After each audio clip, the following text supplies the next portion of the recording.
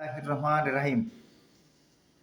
দেশের আইন শৃঙ্খলা পরিস্থিতি সম্পর্কে দু একটা কথা বলা প্রয়োজন, সাথে অনেক প্রশ্নও রাখতে চাই। জনগণের কাছে প্রশ্ন আসা শুরু হয়েছে, আইন শৃঙ্খলা পূর্বের ফ্যাসিবাদ সরকারের চেয়ে বর্তমান অন্তর্বর্তী সরকারের সময় আইন শৃঙ্খলা অবস্থা ভালো আছে কি? অনেকে বলছে আগের চেয়ে ভালো নেই, বরং দিন দিন অবনতি হচ্ছে। কারণ কি? স্বরাষ্ট্র মন্ত্রণালয় সঠিক পদক্ষেপ নিতে ব্যর্থ অথবা কঠোর অবস্থানে যেতে পারছে না।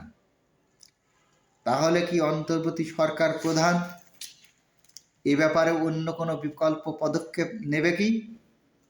উত্তরে বলতে হয়, সেই পদক্ষেপ অবশ্যই জরুরি ভিত্তিতে নেওয়া প্রয়োজন। কারণ হিসাবে মানুষের জানমালের নিরাপত্তা ও সমাজের সার্বিক বিশৃঙ্খলা থেকে মুক্ত রাখা বর্তমানে বেশি প্রয়োজন হয়ে পড়েছে। তবে আবার সেই পূর্বের প্রশ্ন, পূর্বের ফ্যাসিবাদ সরকারের সময় আইন শৃঙ্খলা কেন ভালো ছিল? কারণ গণতন্ত্রের আড়ালে একনায়কতন্ত্র। এক ব্যক্তির ইচ্ছাকে সঠিক ও কঠোরভাবে প্রয়োগের মাধ্যমে সম্ভব হয়েছিল। সেখানে ভালো কি মন্দ কেউ মাথা উঁচু করে কথা বলতে পারেনি। সবাই ছিল সব অবস্থানে নীরব, চুপচাপ, পর্যবেক্ষকের ভূমিকায়। বর্তমানে কিসের জন্য বিশৃঙ্খলতা? ভালো কি মন্দ সবাই তার স্বার্থের ব্যাপারে তৎপর। যেমন হকার তার ফুটপাত দখলে, রিক্সা ইজি বাইক বড় রাস্তা দখলে, গাড়ি তার অবৈধ পার্কিংয়ে, ছাত্র তার পড়াশুনো বাদে পাশের দাবিতে, যেটা প্রথম পর্যায়ে এই সরকার কার্যকারী করেছে। এখন আবারও ছাত্ররা রাষ্ট্র ক্ষমতার স্বাদ নিতে চায়। ক্যাডারভুক্ত কর্মকর্তারা তাদের ন্যায্য বা অন্যায্য দাবিতে তৎপর, কর্মচারীরা তার বেতন বৃদ্ধির দাবিতে তৎপর। সবাই এই অন্তর্বর্তীকালীন সরকারের আমলে জোরপূর্বক সব কিছুই আদায় করতে চায়। কেউ বা রাস্তা বন্ধ করছে, কেউ বা অফিসে কর্মবিরতি করছে, বলা যায় নানাভাবে চক্রান্ত চলছে। সরকার এসব ব্যাপারে নীরব।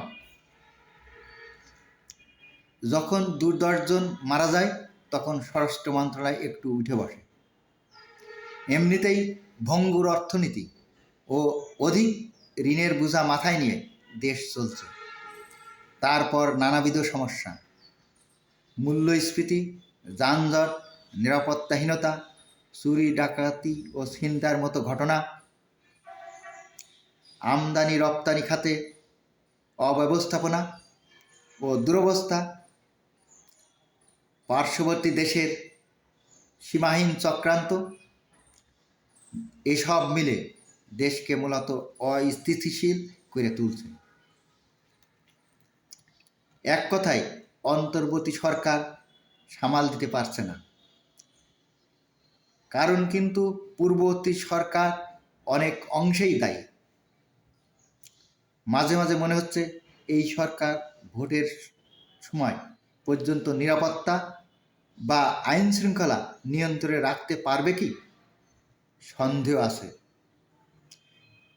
কারণ প্রবাদ আছে, বাসর রাতেই বিড়ালকে মারতে হয়, বানরকে মাথায় তুলতে নাই। এসব ভেবে সরকারকে প্রথম থেকেই অনেক কঠোর অবস্থানে যাওয়া প্রয়োজন ছিল, যেমনটি করেছিল সাবেক তত্ত্বাবধায়ক সরকার লতিফুর রহমান ও শাহাবুদ্দিন।